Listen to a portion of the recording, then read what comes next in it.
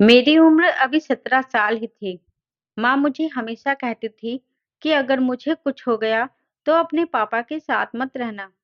मैं माँ की ये बात सुनकर हैरान हो जाती थी। तभी माँ की अचानक तबीयत खराब हो गई। माँ मुझे छोड़ के चली गई, मगर मैं माँ से किया हुआ वादा भूल गई थी। तभी एक रात मेरे कमरे के दरवाजे पर दस्तक हुई। मेरे सामने पापा खड़े थे। पापा ने उस रात मेरा नाम सीता है और मेरी उम्र सिर्फ 17 साल है। मैं अपने माता-पिता के इकलौती संतान हूँ। मैंने जीवन के हर वो रंग देखे हैं जो एक इकलौती संतान देखती है। अभी मेरा मैट्रिक पूरा हुआ था और मेरा इरादा कॉलेज में दाखिला लेने का था। मैं और मेरी सहेलियाँ इसी उलझन में थी कि किस कॉलेज में एडमिशन लेना चाहिए। हमारे पास कई विकल्प थे क्योंकि हमारा रिजल्ट बहुत अच्छा आया था और हर कॉलेज हमें एडमिशन देने के लिए तैयार था। मेरा मन शहर से दूर एक अच्छे कॉलेज में दाखिला लेने का था, लेकिन मुझे लगता था कि मेरे माता-पिता मुझे वहाँ एडमिशन लेने की अनुमति नहीं देंगे। इकलौती होने की वजह से मैं अपने माता-पिता की बहुत लाडली थी और वो लोग हमेशा मुझ पर नज़र रखते थे। ना तो मुझे कहीं दूर जाने देते थे और ना ही कभी स्कूल की पिकनिक पर जाने की अनुमति दी थी। उन्हें डर लगता था कि अगर सीता को कुछ हो गया तो हम उसके बिना क्या करेंगे। मैंने कभी भी अपने माँ-बाप की इस सोच पर ऐतराज़ नहीं जताया। मैं उनके जज़्बात की कद्र करती थी। अगर वो मुझसे इतना प्यार करते थे, तभी तो ऐसा कहते थे। मैं इन सभी बातों को अच्छे से समझती थी। कम उम्र में ही मैं समझदार हो गई थी। अक्सर इकलौते बच्चे बड़े ऊँचे ख़्यालों के मालिक होते हैं, क्योंकि उन्हें हर सुविधा मिलती है। लेकिन मैं इन सब से अलग थी। मेरे ख्वाब ज़रूर बड़े थे, पर मैं अपनी हद जानती थी। मैं अपने माता-पिता की वह संतान थी, जो उनकी हर बात को सर झुकाकर मान लिया करती थी। कभी मैंने अपने माता-पिता के किसी फैसले पर उनसे सवाल नहीं किया था, इसीलिए मेरे माँ-बाप मुझे बहुत प्यार करते थे। उस दिन भी मैं किचन में अपने लिए नूडल्स बना रही थी, जब अचानक मेरी मम्मी घबराई हुई किचन में आई और मुझे देखकर बोली, "सीता, तुम यहाँ पर क्या कर रही हो? तुम तो 10 बजे सो जाती हो ना, फिर क्यों जाग रही हो?"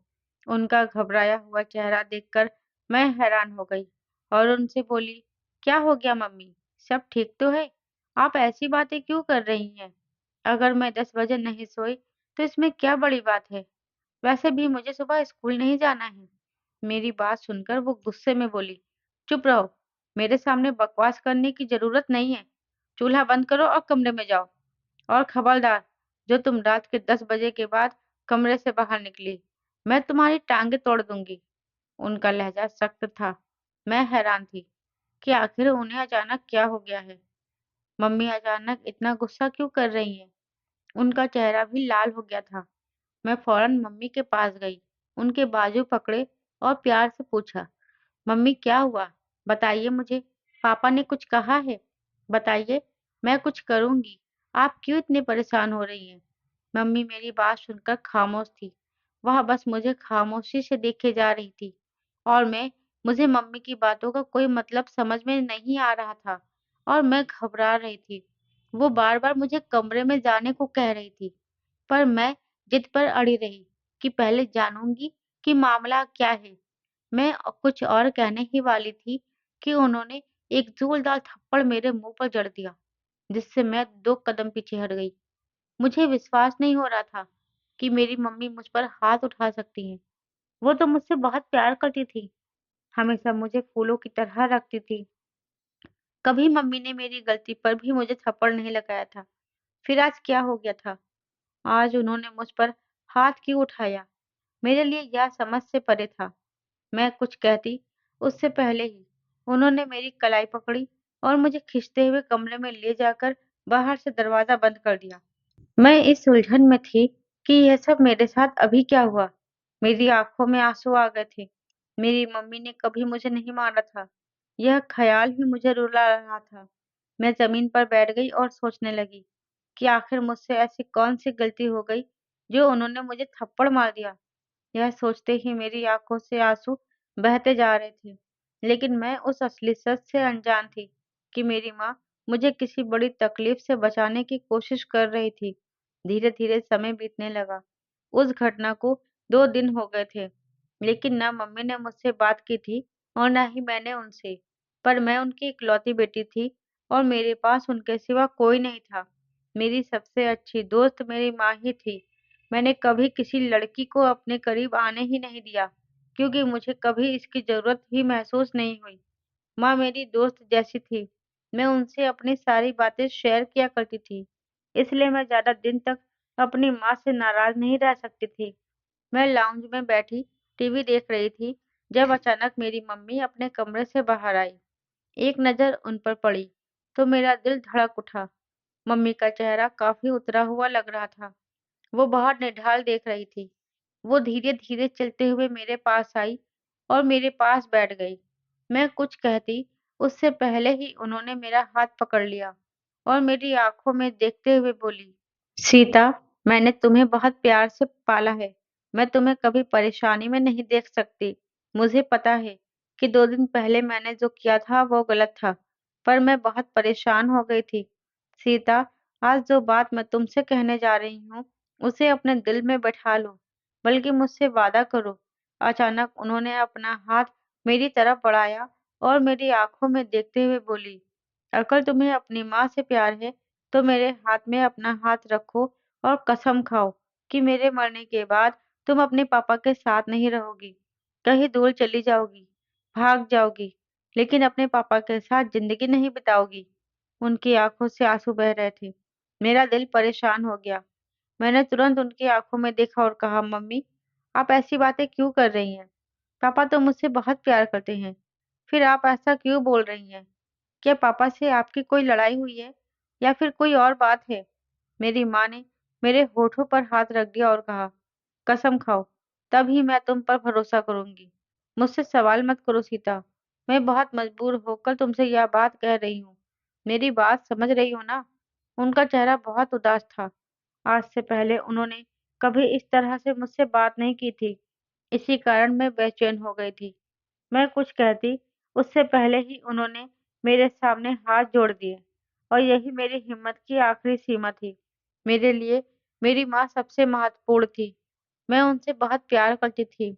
मैं तुरंत उनके पास गई, उन्हें अपने सीने से लगाया और वादा किया, मैं वादा करती हूँ मम्मी, मैं किसी भी हालत में आपके बिना इस घर में नहीं रहूंगी। भगवान ना करे आपको कुछ हो। आपका साया हमारे सिर पर हमेशा सलामत रहे। मेरे वादा करने पर मेरी माँ शांत हो चुकी थी, मगर मैं अपनी जगह उलझकर रह गई थी कि माँ ने ऐसा क्यों कहा है। क्या पापा किसी गलत चीज में पड़ चुके हैं? मगर पापा तो ऐसे बिल्कुल नहीं थे। फिर माँ ऐसा क्यों सोच रही थी और पापा के बारे में ऐसा क्यों कह रही थी? यहाँ मुझे समझ नहीं आ रहा था। माँ का व्यवहार अजीब था। आज से पहले उन्होंने कभी भी ऐसा बर्ताव नहीं किया था। मुझे लगा था कि वो मेरे पास आकर मुझे मनाएँगी, मेरी पसंद का खाना बनाएँगी, लेकिन यह तो कहानी ही उल्टी थी। वो मेरे पास आई थी, मुझसे वादा लेने के लिए कि उनके मरने के बाद मैं अपने पापा के साथ नहीं रहूँगी। वो मेरे सीने से लगी रोती रही। आखिर ऐसा क्या हुआ था कि मम्मी इस तरह बर्ताव कर रही थी? क्या पापा से उनकी कोई लड़ाई हुई थी?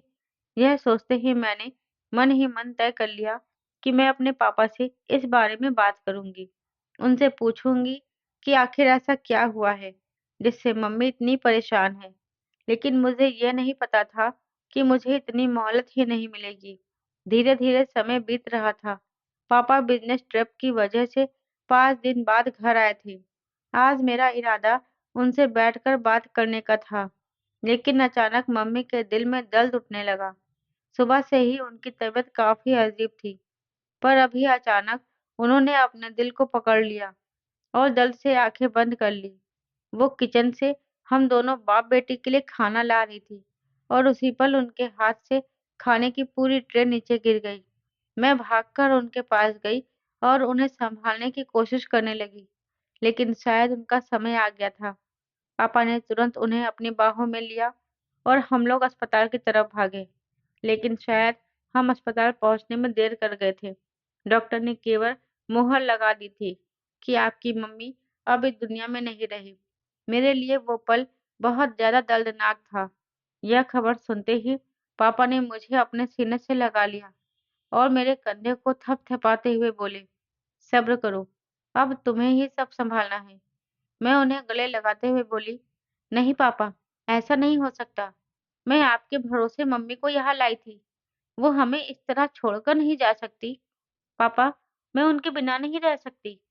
तभी एक नर्स आई और पापा के कंधे पर हाथ रखकर बोली, "डेड बॉडी को रिसीव कर ले। हमने पेपर्स तैयार कर लिए हैं।" नर्स की बात सुनकर पापा ने मुझे खुद से अलग करते हुए मेरे गाल पर हाथ रखते हुए कहा, "मैं बस कुछ देर में आता हूँ। तुम अपने आप को सँभालो, ऐसे मत रो, ऊपर वाला सब ठीक करेगा।" ये कहकर वो चले गए। मैं पूरी तरह से ज़मीन पर गिर पड़ी, जैसे मेरे पैरों तले से ज़मीन खिसक गई हो और आसमान मेरे सिर पर आ गिरा हो। ऐसा महसूस हो रहा था जैसे पूरी दुनिया थम गई हो, हर नज़ारा बेरंग हो गया हो। मेरा दिल धड़कना जैसे भूल गया था और मेरी आँखों से आँसू बहना बंद हो गए थे। मैं एकदम से ऐसी स्थिति में पहुँच गई थी, जहाँ ना तो मेरे पास कोई भावना बची थी और ना ही कोई संवेदनाएँ। मम्मी के बिना मुझे अपना जीवन अधूरा लगता था। ऐसा लगता था जैसे कोई बहुत कीमती चीज़ मुझसे छीन ली गई हो। मैं भगवान से रो-रो कर शिकायत करती कि उसने मुझसे मेरी प्यारी माँ को क्यों छीन लिया। समय धीरे-धीरे बीतने लगा। पापा ने सारे इंतज़ाम बहुत अच्छे से किए थे। मम्मी का अंतिम संस्कार अच्छे से संपन्न हुआ था। मेरा घर उजड़ चुका था। हमारे घर की रौनक हमेशा के लिए चली गई थी। सब कुछ खत्म हो चुका था। मम्मी के निधन को आज 10 दिन हो गए थे, लेकिन मेरी हालत अभी भी पहले दिन जैसी ही थी।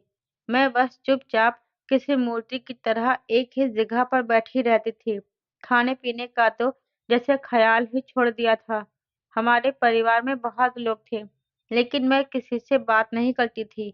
कोई मेरे पास बैठता था, मुझसे बात करने की कोशिश करता था, लेकिन मैं बस एक अनजाने बिंदु को घूरती रहती थी। मुझे आज भी अपनी माँ का वह आखिरी थप्पड़ याद था। उनके हाथ की बनाई हुई आखिरी रोटी याद थी। उनके दिए हुए आखिरी पैसे याद थे। मैं बस तकलीफ में डूबी रहती थी। बच्चों के लिए ये पल बहुत पीड़ादायक होते हैं, जब उनके माता-पिता में से कोई उन्हें अकेला छोड़कर चला जाए।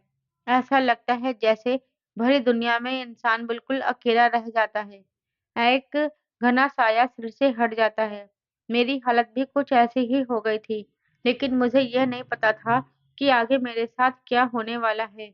मैं अपनी माँ का वो वादा भूल गई थी, जो उन्होंने मरने से 2 दिन पहले मुझसे किया था, कि अगर मुझे कुछ हो जाए, तो इस घर में अपने पिता के साथ मत रहना, यहाँ से कहीं दूर चली जाना। शायद मरने वाले को पहले ही पता चल जाता है कि वो इस दुनिया से जाने वाला है।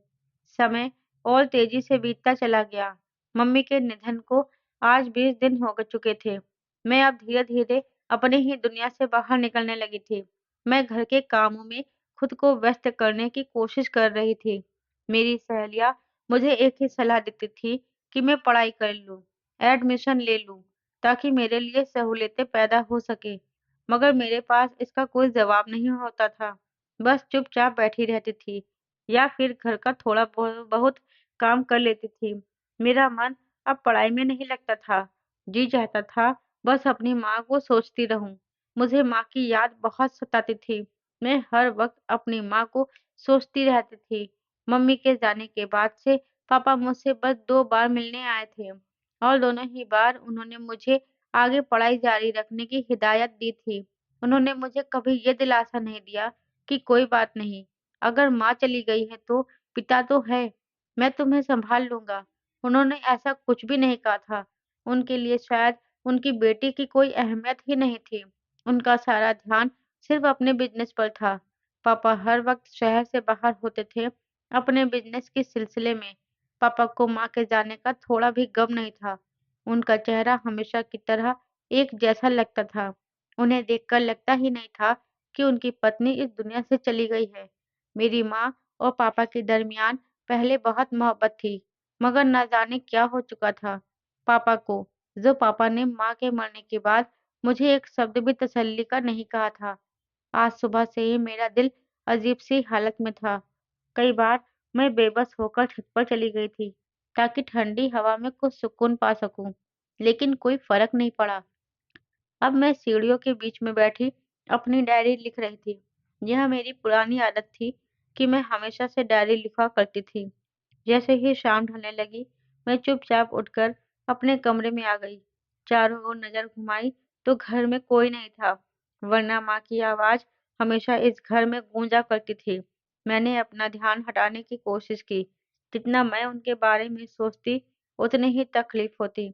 इसलिए मैंने खुद को व्यस्त रखना ही बेहतर समझा। कमरे में जाकर मैंने दरवाजा बंद किया और किताबें निकालकर पढ़ाई करने बैठ गई। मैंने सोच लिया था कि अब मैं पढ़ाई पर ध्यान दूंगी, चाहे मेरा मन पढ़ाई में लगे या ना लगे। अगर मैं ऐसे ही रही तो जिंदगी में कभी लौट नहीं पाऊंगी। मुझे भी जीने का हक था और मैं अपनी जिंदगी यूं ही गंवाना नहीं चाहती थी। लेकिन मुझे अंदाजा नहीं था कि आज रात मेरे साथ क्या होने वाला है। समय धीरे धीरे बीतता गया। घड़ी ने जैसे ही 11 बजाए, मैंने अपनी किताबें बंद कर दी और बिस्तर पर जाकर लेट गई। अभी लेटे हुए कुछ ही पल हुए थे कि अचानक कमरे के दरवाजे पर दस्तक हुई। मैं हैरान रह गई कि इस वक्त मेरे कमरे के दरवाजे पर कौन हो सकता है। अचानक पापा का ख्याल आया, लेकिन वो तो कल ही बिजनेस ट्रिप के लिए दूसरे शहर गए थे। उनका आना नामुमकिन सा लग रहा था। फिर भी दरवाजा तो खोलना ही था। मैंने दरवाजे के पास जाकर पूछा, कौन है? और जैसे ही पापा की आवाज सुनाई दी, मैं चौंक गई। पापा इतनी रात को मेरे रूम के बाहर क्या कर रहे थे? मैंने दरवाजा खोला तो पापा सामने खड़े थे। उन्होंने सफेद सलवार कुर्ता पहना हुआ था। वो मुझे देखकर बोले, सीता, तुम सो गई थी? मैंने सर हिलाकर पापा से कहा, नहीं, बस सोने के लिए लेटी थी। पापा, सब ठीक है? आपकी तबीयत तो ठीक है ना? उनकी फिक्र मेरे दिल में बढ़ने लगी थी, क्योंकि माँ के जाने के बाद से अब मेरी सारी चिंता बस पापा की ही होती थी। मेरी बात सुनकर पापा सिर हिला चुके थे और कमरे में आ गए थे। मैं हैरान थी, क्योंकि इससे पहले पापा ने कभी ऐसा नहीं किया था। वो तो मेरे कमरे की तरफ देखना भी पसंद नहीं करते थे। जब मैं छोटी थी तो बहुत प्यार करते थे, लेकिन जैसे जैसे बड़ी होती गई, वो मुझसे दूर होते चले गए। उनका लगाव बस अपने बिजनेस से ही था। माँ को भी ज्यादा वक्त नहीं देते थे। अक्सर माँ नाश्ते की टेबल पर शिकायत करती थी कि पापा के पास तो अपने परिवार के लिए समय ही नहीं है। पापा मेरे बिस्तर पर सिर झुकाकर बैठे हुए थे। मैं धीरे धीरे चलकर उनके पास बैठ गई। अचानक उन्होंने मेरा हाथ थाम लिया। उनका पूरा शरीर कांप रहा था। एक पल के लिए मैं घबरा गई कि अचानक क्या हो गया। मैंने उनके माथे पर हाथ रखते हुए कहा, पापा, आप ठीक है? डॉक्टर को कॉल करूं या हम चले अस्पताल? मेरे दिल में डर समा गया था कि कहीं और कोई गम ना मिले। मैं अब दोहरे गम के साथ जिंदगी नहीं बिता सकती। तभी उन्होंने मेरी ओर देखा और जो बात उन्होंने कही, उससे सुनकर मेरे पैरों तले से जमीन खिसक गई। मैंने कभी सोचा भी नहीं था कि पापा इस हद तक चले जाएंगे। मैंने उनसे अपना हाथ छुड़ाते हुए कहा, आपने ऐसा सोचा भी कैसे? मैं आपकी यह बात कैसे मान सकती हूँ? माँ के गुजर जाने के बाद आपके दिमाग में ये ख्याल कैसे आ गया? पापा, आपको शर्म आनी चाहिए। मैं उन पर गुस्से से फट पड़ी। मैं उनसे बहुत प्यार करती थी, लेकिन आज जो बात उन्होंने कही, उससे मुझे बेहद दुख हुआ। पापा अचानक अपनी जगह से खड़े हुए और गुस्से में बोले, इसमें कौन सी गलत बात है? मैंने तुम्हें अपना फैसला सुना दिया है। मुझसे बदतमीजी मत करो। तुम्हारी माँ भी तुम्हारी तरह ही बदतमीज थी। उसे तो मैं कुछ कह नहीं सकता था, लेकिन तुम मेरी संतान हो। मैं तुम्हें मार भी सकता हूँ, लेकिन अपनी बात मनवाऊंगा। यही मेरा आखिरी फैसला है। पहले तो मेरा यही इरादा था कि तुमसे पूछकर ये काम करूंगा, लेकिन अब मैंने तय कर लिया है कि ना तुम्हारी अनुमति ली जाएगी और ना ही तुम्हें बताने की जरूरत है। तुम मेरे वजूद का हिस्सा हो और जो भी फैसला होगा उसे तुम्हें मानना ही पड़ेगा। पापा की बात सुनकर मैं हैरान हो गई थी। मुझे बुरी तरह रोना आ रहा था। मन कर रहा था पापा को छोड़कर और उस घर को छोड़कर हमेशा के लिए कहीं दूर चली जाऊं, जहाँ पर कोई भी मुझे नजर ना आए। मैं आंसुओं से भीगी आंखों से अपने पापा को देख रही थी। वो क्या बात कह रहे थे? मैं तड़प कर बोली, पापा, मैं केवल 17 साल की हूँ। मैंने अभी कॉलेज में भी एडमिशन नहीं लिया और आप मुझसे इस तरह की बातें कर रहे हैं। आपको शर्म नहीं आ रही? पापा कुछ तो मेरे बारे में सोचें। कभी आपने मुझे प्यार नहीं किया, मगर माँ के जाने के बाद तो आपको थोड़ा-सा बदल जाना चाहिए था। मेरी बात पर भी पापा को कुछ समझ नहीं आया था। पापा मुझे देखते हुए कह रहे थे, बेटी की शादी कराने में कौन सी शर्म? वैसे भी तुम अब बड़ी हो गई हो, तुम्हारी शादी में ही भलाई है। मैं नहीं चाहता कि तुम्हें अपने पास रखकर मैं और सिरदर्द बढ़ाऊं। मुझे बिजनेस के लिए अक्सर दूसरे शहरों में जाना पड़ता है और मैं हर वक्त तुम्हारे साथ नहीं रह सकता। इसी वजह से मैंने तुम्हारा रिश्ता अपने बिजनेस पार्टनर के बेटे से तय कर दिया है। वह अच्छा दिखने वाला है और खाते पीते घर से है। बल्कि यह कहना सही होगा उसके बारे में कि वह बहुत अमीर घराने से ताल्लुक रखता है। अगर तुमने मेरी बात मानी तो ठीक है, वरना हमारा रिश्ता यही खत्म समझो। उनकी ये बात सुनकर मैं सहम गई थी। वह ये कहकर कमरे से बाहर चले गए। मुझे तो कुछ समझ ही नहीं आ रहा था कि मैं क्या करूं। पापा ने आज तक मुझे कभी प्यार नहीं दिया, लेकिन आज जो उन्होंने मेरे साथ किया, उस तकलीफ को मैं शब्दों में बयां नहीं कर सकती थी। मैं चुपचाप सिर झुकाए बैठी रही। मेरी आंखों से लगातार आंसू बह रहे थे। मुझे आज अपनी माँ की बहुत याद आ रही थी। अब मुझे समझ आ गया था कि माँ ने अपनी मौत से पहले मुझसे यह वादा क्यों लिया था कि उनके जाने के बाद मुझे पापा के साथ नहीं रहना चाहिए। शायद उन्हें पहले से ही पता था कि पापा उनकी मौत के बाद मेरी शादी जरूर कराएंगे और ऐसी जगह करवाएंगे जहां पर उनका फायदा हो। पापा के बिजनेस पार्टनर के बेटे के साथ शादी करना मतलब सीधा सीधा मेरे पापा की बिजनेस को फायदा पहुंचाना था। यकीनन उन्होंने माँ से इस बात का जिक्र किया होगा और इसी चिंता में माँ हमें छोड़कर चली गई थी। यहाँ सब सोचकर मेरा दिल टूट सा गया था। मेरा बस नहीं चल रहा था कि मैं क्या करूं, लेकिन मैं मजबूर थी। मेरे पास कोई ठिकाना नहीं था। माँ से वादा तो कर लिया था, लेकिन उस वादे को निभाने की हालत में नहीं थी। हाँ, मेरे मामा, चाचा और फूफा थे, लेकिन कोई ऐसा मजबूत सहारा नहीं था जो मुझे हमेशा के लिए अपने पास रख सके। उस रात मैंने यह तय किया कि मैं पापा से साफ-साफ कह दूंगी कि अगर उन्हें मेरी शादी करवानी है, तो पहले मुझे इंटर तक पढ़ने दें, इसके बाद ही शादी की बात हो। मगर मुझे पता नहीं था कि मेरे पापा तो पहले ही सब कुछ तय कर चुके हैं। अगली सुबह मेरी नींद घर में हो रहे शोर-शराबे से खुली। मैंने चारों तरफ नजर दौड़ाई तो देखा कि मेरे कमरे में कोई नहीं था, लेकिन बाहर से लोगों की बातों की आवाजें आ रही थी। मैंने जल्दी से अपना दुपट्टा उठाया और दरवाजे से झाँक कर देखा। बाहर मेरे पापा किसी परिवार के साथ बैठे थे और बड़े खुश मिजाज अंदाज में बातें कर रहे थे। उनका यह अंदाज देखकर मैं हैरान रह गई थी, क्योंकि माँ के जीते जी उन्होंने कभी भी इस तरह से मुझसे या माँ से बात नहीं की थी। मेरी मम्मी की हमेशा से ये ख्वाहिश थी कि वो एक खुशहाल जिंदगी जिए। पहले पापा मम्मी से बहुत प्रेम करते थे, मगर जैसे-जैसे वह अपनी बिजनेस में बिजी होते गए, वैसे ही मम्मी और पापा के बीच में दूरियां बढ़ती गई और झगड़े शुरू होते गए। वह दृश्य देखकर मेरी आंखों में आंसू भर आए थे, क्योंकि मुझे समझ में आ गया था कि सामने बैठे लोग मेरे रिश्ते वाले ही थे, जिनसे पापा बड़े खुश मिजाज अंदाज में बातें कर रहे थे। मेरा दिल रो रहा था, बहुत गुस्सा आ रहा था। दिल कर रहा था कि अभी जाकर उनसे बहस शुरू कर दूं, लेकिन मैंने चुप रहना ही बेहतर समझा। अचानक पापा की नज़र मुझ पर पड़ी और वह मुझे देखते ही अपनी जगह से खड़े हो गए। उन्होंने मुझे बाहर आने का इशारा किया और उन लोगों से मेरा परिचय कराने लगे। मेरा मन कर रहा था कि मैं इस घर से भाग जाऊं, क्योंकि मुझे यहाँ घुटन हो रही थी। कुछ कहने से पहले ही पापा ने मेरा परिचय उस लड़के से कराया जिसका नाम आकाश था। वो देखने में काफी सुंदर था और पापा की बात बिल्कुल सही थी। एक पल के लिए मेरा दिल तेजी से धड़कने लगा, लेकिन मैंने अपनी नजरें झुका ली। मुझे अपनी मम्मी की बात याद आई, जो उन्होंने मुझसे कही थी कि उनकी मौत के बाद मुझे यहाँ नहीं रुकना चाहिए। इसका मतलब ये था कि अगर मैं ये शादी करती, तो शायद ये मेरे लिए सही नहीं होती, या फिर शादी के बाद मेरी जिंदगी भी मम्मी की तरह हो जाती। मैंने ठान लिया कि चाहे कुछ भी हो जाए, आखिरी वक्त पर सबके सामने शादी से इनकार कर दूंगी। पर मुझे नहीं पता था कि मुझे इस फैसले का मौका भी नहीं मिलने वाला था। मैं अपने कमरे में चुपचाप बैठी हुई थी। तभी अचानक मेरे मोबाइल पर किसी अनजान नंबर से कॉल आई।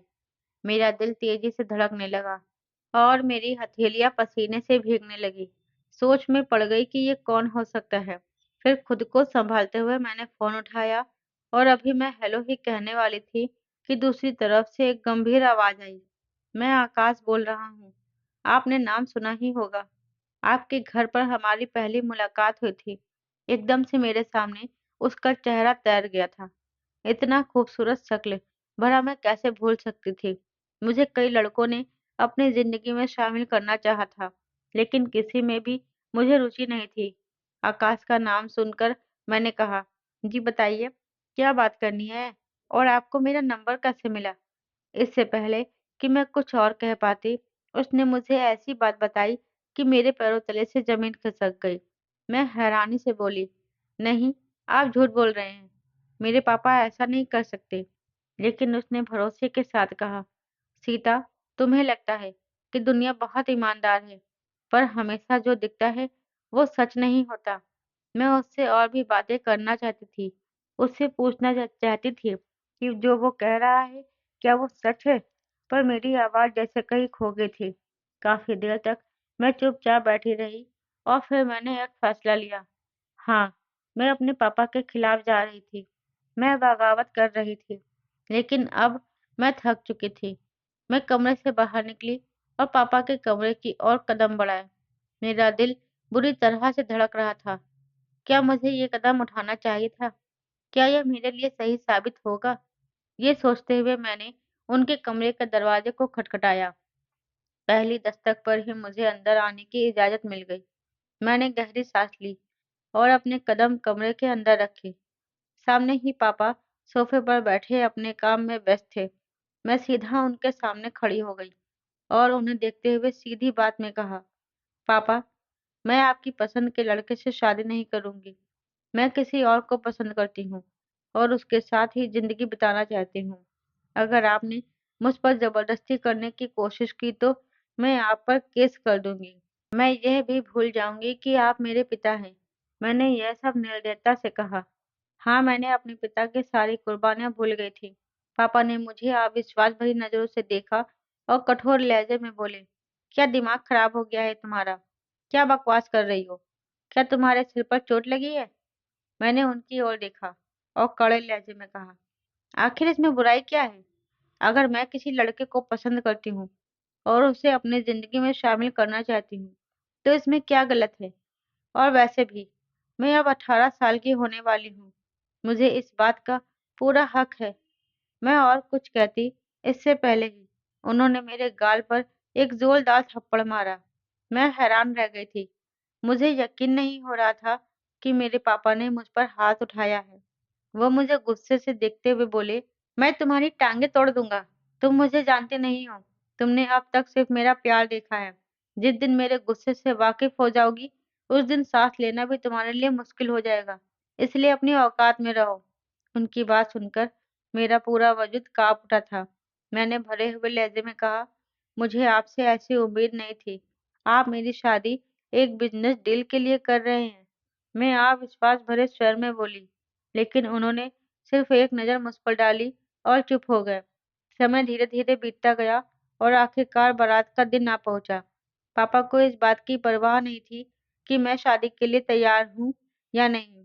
उस दिन मुझे अपनी माँ की बहुत याद आ रही थी। एक पल के लिए मन हुआ कि आकाश को फोन करके कहूँ कि इस रिश्ते से इनकार कर दो, क्योंकि जबरदस्ती का रिश्ता कभी टिक नहीं सकता। लेकिन फिर मैंने चुप्पी साध ली। जब वो कुछ नहीं कह रहे थे, तो मैं क्यों कुछ बोलकर पापा की नजरों में बुरी बनती। मेरे ससुराल वाले आए और सबके सामने मेरी शादी आकाश से कर दी गई। मैं कुछ नहीं कह पाई। मैं बस दिल से दुआ कर रही थी कि मेरी जिंदगी खुशहाल गुजरे और मुझे अपनी माँ की तरह समझौते ना करने पड़े। आकाश अच्छा इंसान हो। कहते हैं ना कि कभी-कभी आपकी दुआएं ऐसे अंदाज में पूरी होती है कि आप हैरान रह जाते हैं। मेरे ससुराल में मेरा स्वागत बड़े ही शानदार अंदाज में किया गया। आकाश मुझे अपनी बाहों में उठाकर कमरे में ले गए। मैं उन्हें बताना चाहती थी कि मैं इस रिश्ते के लिए राजी नहीं हूँ, लेकिन जैसे ही हम कमरे में पहुंचे, उन्होंने मुझे बड़े ही संजीदगी से अलग किया और सीधे बोले, मुझे आपसे ना कोई मोहब्बत है और ना ही कोई दिल्ली लगाव, लेकिन आप मेरी पत्नी हैं, इसलिए मैं आपका सम्मान करता हूँ। जब तक हम दोनों इस रिश्ते के लिए पूरी तरह संतुष्ट और तैयार नहीं हो जाते, तब तक हम अपनी जिंदगी का आगाज नहीं करेंगे। मैं हैरान रह गई कि दुनिया में इतने अच्छे मर्द भी हैं जो दूसरों के जज्बात को समझते हैं। दूसरी ओर मेरे पापा जैसे लोग भी थे जिनके लिए बच्चों और पत्नी की खुशी की कोई अहमियत नहीं थी। आकाश सच में मेरी सोच से भी बेहतर इंसान निकले। पापा के फैसले ने मेरी जिंदगी को तबाह नहीं किया, लेकिन मुझे बहुत उदास कर दिया था। आकाश मेरे सबसे अच्छे दोस्त बन गए। हम दोनों एक दूसरे से अपने दिल की हर एक बात शेयर करते थे। उनका यह भी कहना था कि वो अभी शादी नहीं करना चाहते थे, बल्कि अपने करियर पर ध्यान देना चाहते थे। लेकिन अपने मम्मी-पापा के दबाव में उन्होंने यहाँ शादी की थी, क्योंकि उन्हें अपने बिजनेस को बढ़ाने के लिए रिश्तेदारी को बीच में लाना था। वक्त धीरे-धीरे बीतता गया और हमने सारे गिले-शिकवे छोड़कर एक दूसरे के साथ जिंदगी जीने का फैसला कर लिया। मैंने आकाश को साफ कह दिया था कि मैं उन लोगों के बीच जिंदगी नहीं बिता सकती जिनके लिए बच्चों की खुशी की कोई अहमियत नहीं है। कल को हमारे बच्चे होंगे तो ये लोग उनके भी सौदे इसी तरह से करेंगे। आकाश को मेरी बात समझ में आई थी। हम दोनों ने अपनी जायदाद के पैसे से दूसरे शहर में एक घर ले लिया और अपने परिवार को छोड़कर अलग रहने लगे। हाँ, कुछ लम्हे हमारे लिए बहुत मुश्किल थे, लेकिन हमने हर मुश्किल का सामना किया। मेरे पापा और उनके पापा ने हमें बहुत मना किया, लेकिन हमने सिर्फ अपने दिल की सुनी। कहते हैं ना कि दिल हमेशा अच्छी बात ही समझाता है। आज मैं आकाश के साथ एक बहुत अच्छी ज़िंदगी जी रही हूँ और उनके साथ बहुत खुश हूँ। हम दोनों के 2 बच्चे भी हैं और हमने अपने बच्चों के लिए, उनके फ्यूचर के लिए यह कड़ा फैसला लिया था, ताकि उन्हें हम चाहे ज़िंदगी ना गुज़ारनी पड़े। कहते हैं कुछ फैसले ज़िंदगी में पहले ही ले लेना चाहिए, ताकि आपको उसका पछतावा ना रहे। दोस्तों, उम्मीद करती हूँ आपको मेरी कहानी पसंद आई होगी। कहानी पसंद आई है तो वीडियो को लाइक और शेयर करें। चैनल पर नए हैं तो चैनल को सब्सक्राइब ज़रूर करें और हाँ, बेल आइकन को प्रेस करें जिससे वीडियो की अगली अपडेट सबसे पहले आपको मिले।